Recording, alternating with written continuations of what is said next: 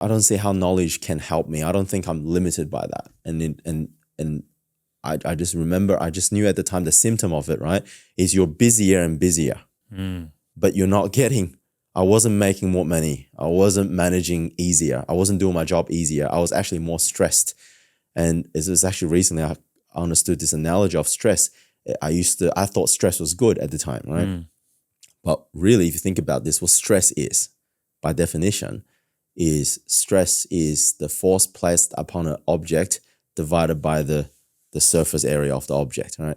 So if it's like a needle, you put it on the grass, it'll sink into the grass. But if it's like a table like this, it's probably going to take a lot more force. Therefore, this table can take more stress than a piece of needle.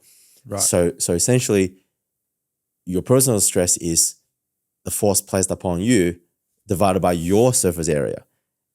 And your surface area could be knowledge, resources, network connections, money, Okay, that's time, a good analogy. Yeah. right? So I didn't realize that I was so stressed because I was out of resources. I was out of surface area. So what reading did is it expanded that by like tenfold. So practically I learned the how-to of running a business. And I remember after reading about 5 books, I randomly just started because I had nothing else to do. I was locked up at home. I watched the Instagram reel that said you should start reading because it's about reading 1,000 pages to find that one page. I go, all right, that makes sense. And I gave it 1 book, 2 books, I think 3 books. And I was like, whoa, I think I found that one page. It didn't take 1,000 pages. It took like maybe 400 pages. Yeah. And then I read the second book and the third book. Then over the course of like 2 years, I think I read like 30 books and all about business and management. And I've never felt clarity like that. I all of a sudden just knew what to do. So going into that pandemic period, I was so lost. I was like, I don't know how to manage out of this. And because pandemic didn't just finish, right? It wasn't just like, boom, gone. It was like a gradual, it was bam, lockdown, gradual sort of open. So we still have to navigate through a lot of weird rules and limitations in our country. So I didn't know what to do at the time, but after reading all those books, I couldn't wait. I was like, oh, I can't wait to put this in place. Can't wait to put that in place. Yeah. And I didn't focus on the money or the result side of it. I told all the managers, you go and do this. You go and do this. All of a sudden, people knew what to do. And then 2 years later, our profit margin just like triples. So then I go, oh, if I just did that, what the hell? Like that was so limited by such a simple fact of not knowing that my resources were just maxed out. So yeah, so for me, that was reading. But I don't limit it to reading. I mean like learning. Yeah, so it's going back to being a student again, whatever mode you choose. But for you, I think a good takeaway here is that it's got to be specific to whatever is going on at the moment. Yeah. For you, it was business and management books that would help you develop framework systems and basically simplify your business so it can thrive and make your employees and the team members a bit happier and easier job for them in the process. But for the people listening to this, it could be whatever you're going through at the time, whether you're a young adult now struggling to find out what your purpose is, or you're aimless, you're struggling with aimlessness, or you're struggling currently to develop confidence, whatever it might be. There's going to be methods that you can find, and books and podcasts and mentors that you can get around that are going to help you overcome that. But if you find yourself at this stage, I think just realizing that if you're going to have more, you got to become more as well, which is kind of like the metaphor you mentioned with the stress. You need to increase your capacity to deal with the stress. You don't need to necessarily decrease the stress. You need to increase your capacity to achieve something or get things done, whatever that method might be. And one best way of that is just always being a student. I think people can get really stuck in the way of just being like, this is the way it is. I know it all. Now I know it all, especially in today's day and age. I think for you, I feel like business principles are always going to remain business principles. Like there's some things that you could always, they're like evergreen. But for a very advanced and ever evolving world, you got to be a student. You got to always remain a student. Yeah. Always find the time to have the habit of learning more and becoming more. Yeah, I think the going back on that, you circled it back around on the symptom, the sign for, if you're stuck at this stage, for me, it was stress. So if you feel like you're really stressed and you're sort of running on this treadmill, like I was on like a hamster wheel and you can't get off, but nothing's really changing. Like your life isn't really getting better. You're just a lot stressed. That's probably a sign that you're running out of like how to. So talk to people that can teach you, or just read from books and podcasts. And if it felt like some people might just be like, I'm stuck at this one job and it's just keep getting busier and busier and I can't get a promotion, I can't get more pay, I can't this, I can't that. Well, you can probably, well, first of all, let's learn how to do this job easier first. All right. Why don't you go and you can probably find knowledge on how to do that job easier. And now you have like 10 hours a week of free time. Now you can think about like, let's get really good at this job before thinking about going to ask for promotion or something like that.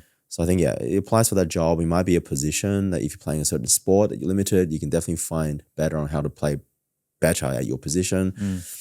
I think, this you can put this, whatever situation there. Yeah, I think I was relatively lucky, or at least from the book side of things. I already had that habit as I was going through the phase 1, 2, and 3. Yeah. But I think people look at practicalities like I'm always going to learn heaps from doing the practical things. But at some stage, the practical things, like you're maxed out and you got to start realizing like you've got to find, simpler ways to do it through systems or different frameworks of thinking. I think that's like the biggest thing. Like you said, if you read 1,000 pages to learn one new thing that could make all the difference, is that worth it? 100%. Because it can make a massive exponential difference in your business or your life, personal life.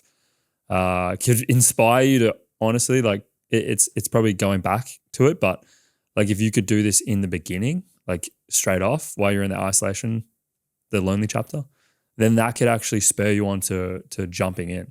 You could read something that like unlocks something in your brain to just making something happen.